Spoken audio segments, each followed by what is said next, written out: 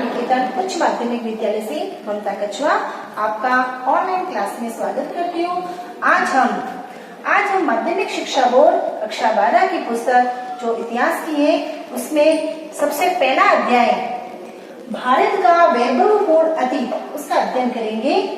और अतीत पाठ में अतीत है, इसका मतलब है हमें अतीत, अब ये अतीत क्या होता है, तो अतीत हमारा उत्तर होगा कि जो पूर्व में घटनाएं घटित हो चुकी है उनका अध्ययन करना अतीत कहलाता है या इतिहास कहलाता है। अब हमारा दूसरा प्रश्न ये होगा कि इनका अध्ययन हमें कौन करवाता है, तो हमारा आंसर क्या होगा कि इनका अध्ययन हमें इतिहासकार करवाते हैं। जो पूर्व में घटनाएं घटित हो चुकी है हमें इनका अध्ययन इतिहासकार ही तो करवाते हैं। अब हमारा तीसरा प्रश्न ये होगा कि इतिहासकार किन माध्यमों से हमें पूर्व में जो घटनाएं घटित हो चुकी है उनका अध्ययन करवाएंगे। तो आज हम यही पढ़ेंगे कि जो इतिहासकार है अतीत की जानकारी हमें किन माध्यमों के द्वारा प्राप्त करवाते हैं। तो देखिए, पहला माध्यम है या स्रोत है साहित्यिक स्रोत।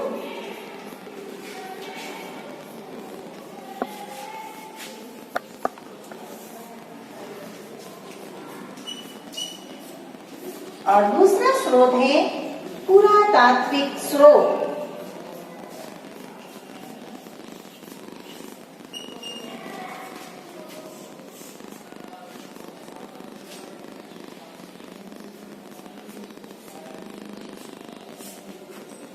तो साहित्यिक स्रोत क्या होता है, तो साहित्यिक स्रोत जो सामग्री या हमें जो इतिहास की जानकारी लिखित रूप से, चाहे किसी ग्रंथों के रूप में हो, कहानियों के रूप में हो या किसी कहानियों में, किसी ग्रंथों के रूप में हमें प्राप्त होती है, वो साहित्यिक स्रोत के अंतर्गत आती है। अब पुरातात्विक स्रोत, तो पुरातात्विक स्रोत वे होते हैं जो किसी इतिहासकारों के द्वारा खनन या खुदाई में जो सामग्रियां प्राप्त होती है जिससे हमें इतिहास की जानकारी मिलती है, जैसे कि औजार है, बर्तन है आदि, तो वो पुरातात्विक स्रोत के अंतर्गत आते हैं। अब देखिए, साहित्यिक स्रोत को भी हमने 3 भागों में विभाजित किया है। पहला भाग है, सबसे पहला है धार्मिक साहित्य।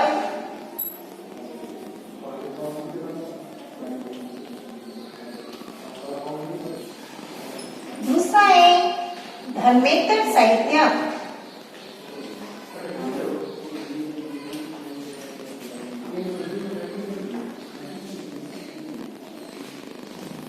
और तीसरा भाग है वंशावलियां।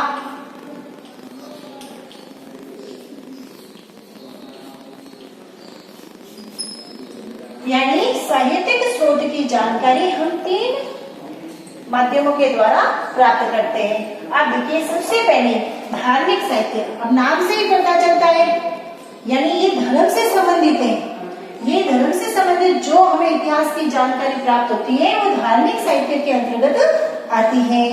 और धर्मेतर साहित्य वो साहित्य होता है जो धर्म से अलग, यानी धर्म को छोड़कर अन्य कुछ जानकारी जो हमें लिखित रूप से जिस साहित्य में प्राप्त होती है वो धर्मेतर साहित्य के अंतर्गत आती है।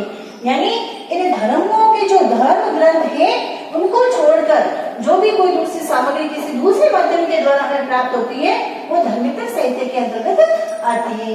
वंशावलियां वे होती है जो किसी एक व्यक्ति या एक शासक की पूरी जीवनी की जानकारी हमें प्राप्त होती है, वो वंशावलियों के अंतर्गत आती है। अब सबसे पहले हम पढ़ेंगे धार्मिक साहित्य, जिनको भी हमने 3 भागों में विभाजित किया है।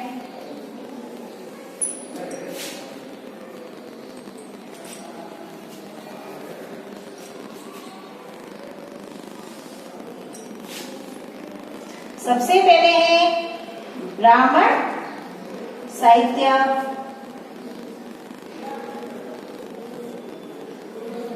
दूसरा है बौद्ध साहित्य।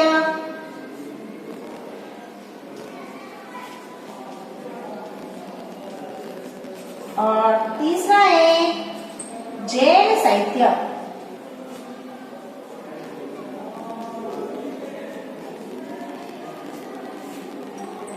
यानी धार्मिक साहित्य के अंतर्गत हम 3 ग्रंथ लेते हैं। सबसे पहले ब्राह्मण साहित्य, बौद्ध साहित्य और जैन साहित्य।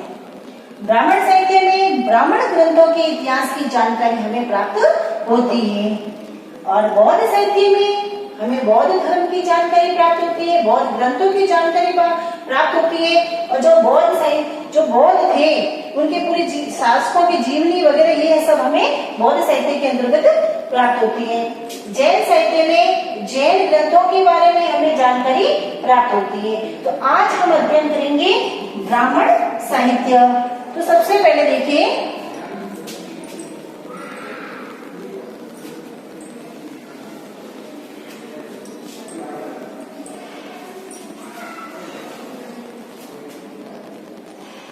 लेंगे हम ब्राह्मण साहित्य, जो साहित्य का पहला भाग है।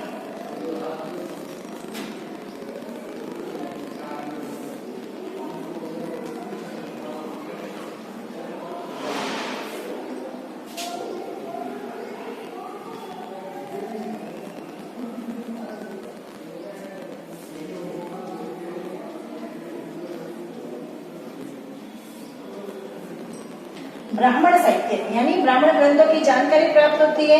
अब ब्राह्मण ग्रंथों में सबसे प्रमुख चीज है वेद। सबसे महत्वपूर्ण चीज क्या है? वेद। वेद से हमें प्राचीन धर्मों की जानकारी प्राप्त होती है।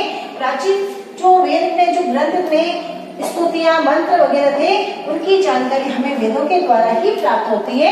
वेदों को वैदिक साहित्य भी कहा जाता है और वेदों की रचना वेदों को अपौरुषीय भी कहा जाता है। क्यों कहा जाता है? क्योंकि वेदों की रचना किसी मनुष्य के द्वारा नहीं की गई है, बल्कि ऋषि मुनियों के द्वारा की गई है। इसीलिए वेदों को अपौरुषीय कहा गया है। अब वेद 4 होते हैं। वेद कितने हैं? 4। ये आपकी परीक्षा में पूछे जाते हैं कि वेद कितने होते हैं। सबसे प्राचीन वेदों के नाम वगैरह ये सारे जो प्रश्न है वो आपकी परीक्षा में पूछे जाते हैं। तो वेद है 4। सबसे पहला है ऋग्वेद, उसके बाद में है यजुर्वेद, तीसरा वेद है आपके सामवेद और चौथा वेद है आपके अथर्ववेद। अब देखिए कि वेद 4 होते हैं, ऋग्वेद, यजुर्वेद, सामवेद और अथर्ववेद। अब देखो ऋग्वेद सबसे प्राचीन वेद है। अगर आपको पूछ ले कि वेदों की संख्या कितनी है और सबसे प्राचीन वेद कौन सा है, तो आपका उत्तर होगा वेदों की संख्या 4 है और सबसे प्राचीन वेद है आपका ऋग्वेद। तो ये आपका दूसरा महत्वपूर्ण प्रश्न है, सबसे प्राचीन वेद कौन सा है? तो सबसे प्राचीन वेद है आपका ऋग्वेद। ऋग्वेद में छंदों की जो छंद के द्वारा स्तुतियां वगैरह होती थी इसकी जानकारी हमें प्राप्त होती है। अब है यजुर्वेद। तो इसमें जो ऋषि मुनियों के द्वारा यज्ञ कर्म कांड वगैरह होते थे उनकी जानकारी हमें कहाँ से प्राप्त होती है? यजुर्वेदों से प्राप्त होती है। सामवेद जो यज्ञ के समय जो मंत्र वगैरह गाए जाते थे, जो संगीत में लय से जो मंत्र गाए जाते थे उनकी जानकारी हमें सामवेद के द्वारा प्राप्त होती है। अथर्ववेद सबसे नवीन वेद है, यानी सबसे अंतिम वेद है। ये सबसे अंतिम वेद मतलब अथर्ववेद है और इसकी रचनाएं ऋषि अथर्वा ने की थी।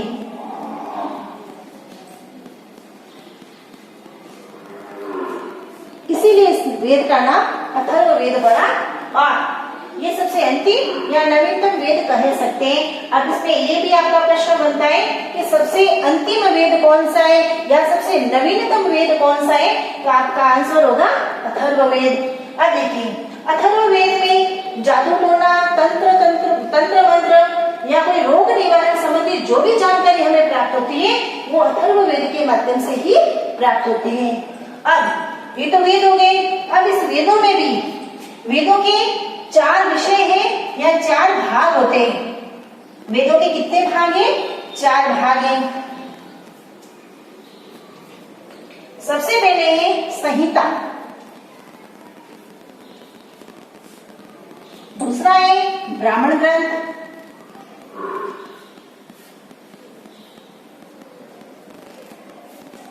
तीसरा है आरण्यक और चौथा है उपनिषद। अब देखिए ये वेद चार है, अब चार वेदों के भी चार भाग है। सबसे पहले है संहिता। इस संहिता में वेदों की जो सरल व्याख्या की गई है वो संहिता के माध्यम से की गई है, यानी जो कि भी किस वेद में क्या लिखा गया है, किस वेद में क्या संकलन किया गया है, इसकी जानकारी हमें संहिता के माध्यम से मिलती है। ब्राह्मण वेद जो यज्ञ कर्म कांड वगैरह जो भी होते हैं इसकी जानकारी हमें ब्राह्मण ग्रंथ के द्वारा प्राप्त होती है। अरण्य और वो ग्रंथ, अब अरण्य यानी अरण्य का मतलब क्या होता है, वन, यानी अरण्य है वो वन का पर्यायवाची शब्द है। इसका मतलब है अरण्य का मतलब हो गया कि वे ग्रंथ जो ऋषि मुनियों के द्वारा वनों में की गई है, मतलब उसकी रचना है वो वनों में की गई है, तो वो अरण्य ग्रंथ के अंतर्गत आते हैं। उपनिषद, उप का मतलब होता है समीप या पास में, निषद का मतलब होता है बैठना। अब देखिए इसका उपनिषद का मतलब है कि जिन ग्रंथों की रचना या जिन ग्रंथों का जो लिखना है वो ऋषि मुनियों के पास में बैठकर या किसी गुरु के पास में बैठकर जिन ग्रंथों की रचना की गई है वो सारे उपनिषद ग्रंथ कहलाते हैं। अब आपका ये भी प्रश्न बनता है उपनिषद कितने हैं, तो उपनिषद आपके 108 हैं। 108 उपनिषद है, जिसमें हमें ओनली फॉर 12 उपनिषदों की ही जानकारी प्राप्त होती है, यानी इन ग्रंथों में हमें 12 उपनिषदों की जानकारी या उनके इतिहास की जानकारी हमें प्राप्त होती है। बाकी वाली उपनिषदों की जानकारी इन ग्रंथों में नहीं मिलती है। अब हमारा तीसरा भाग है वेदांग।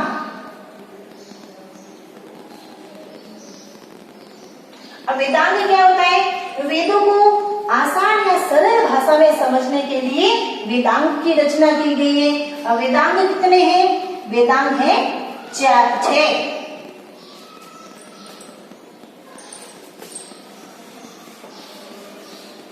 वेदांग कितने हैं, 6। सबसे पहला है शिक्षा,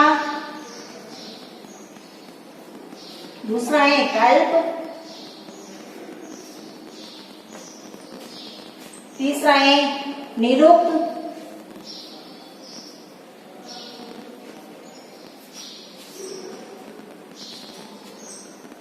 और चौथा है आपके ये क्या कहते हैं, छंद,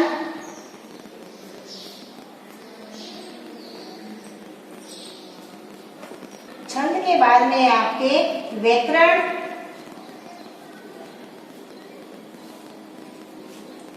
शिक्षा, कल्प, निरुक्त, छंद, व्याकरण और एक है आपका ज्योतिष। यानी वेदांग 6 है, शिक्षा, कल्प, निरुक्त, छंद, व्याकरण और ज्योतिष। पहला पढ़ा था साहित्यिक स्रोत, उसके भी 3 भाग थे। उन 3 भागों में हमने सबसे पहले पढ़ा था ब्राह्मण साहित्य, वो पढ़ रहे थे। ब्राह्मण साहित्य में हमने पढ़ा था कि वेद 4 प्रकार के होते हैं, ऋग्वेद, यजुर्वेद, सामवेद और अथर्ववेद। उसके बाद में हमने पढ़ा था कि वेद के 4 भाग होते हैं, संहिता, ब्राह्मण ग्रंथ, आरण्यक और उपनिषद। उसके बाद में हमने पढ़ा था कि वेदों को आसानी से और सरल तरीके से पढ़ने के लिए वेदांग की स्थापना की गई, वेदांग बनाएंगे। और वेदांग जो वेदों के अंग हैं वो 6 प्रकार के थे, शिक्षा, कल्प, व्याकरण, निरुक्त, छंद और ज्योतिष। जैसे हमने पढ़ा था कि इनको आसानी तरीके से पढ़ने के लिए, जैसे कि शिक्षा में कि भाई मंत्रों का पठन किस तरह से करना चाहिए, उनका उच्चारण किस तरह से करना चाहिए, ये सब शिक्षा के अंतर्गत आता है। और कल्प, ये मतलब वेदों के जो मंत्र हैं वो किस समय कहना बोलना चाहिए, किस समय इनका गायन करना चाहिए, मंत्र किस समय और कब उनका उच्चारण करना चाहिए, ये सारे कल्प के अंतर्गत आता है। इसी तरह वेदांग में वेदों को आसानी तरीके से समझने के लिए इनकी बनाया गया, इनकी स्थापना की गई। अब है उसके बाद में उपवेद। यानी ये जो 4 वेद हैं, इन 4 वेदों के उपवेद दिए गए हैं। ऋग्वेद का उपवेद है आयुर्वेद, यजुर्वेद का है धनुर्वेद,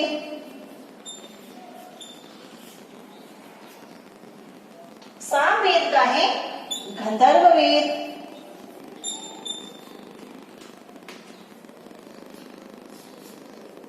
और अथर्व वेद का है शिल्प वेद।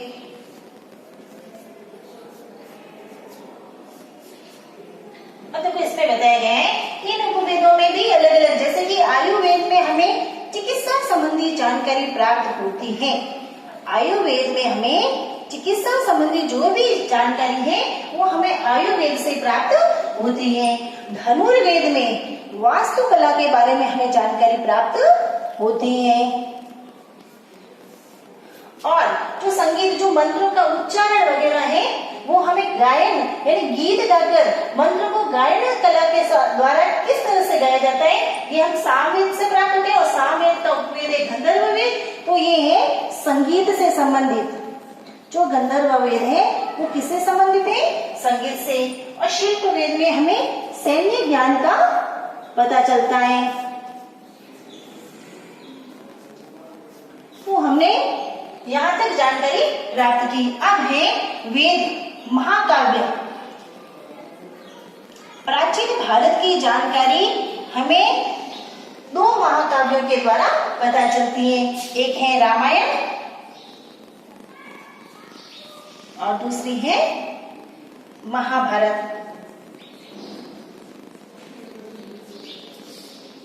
रामायण में, रामायण की रचयिता, ये आपका प्रश्न बनता है कि रामायण की रचयिता कौन है। तो रामायण की रचना किसने की थी, महर्षि वाल्मीकि ने। तो इसकी रचना की थी वाल्मीकि ने। इसमें रामायण में भगवान राम की संपूर्ण जीवन की जानकारी है वो हमें रामायण से प्राप्त होती है। और दूसरा है महाभारत, इसकी रचना किसने की थी, वेद व्यास ने। ये आपके प्रश्न एग्जाम में आने लायक है।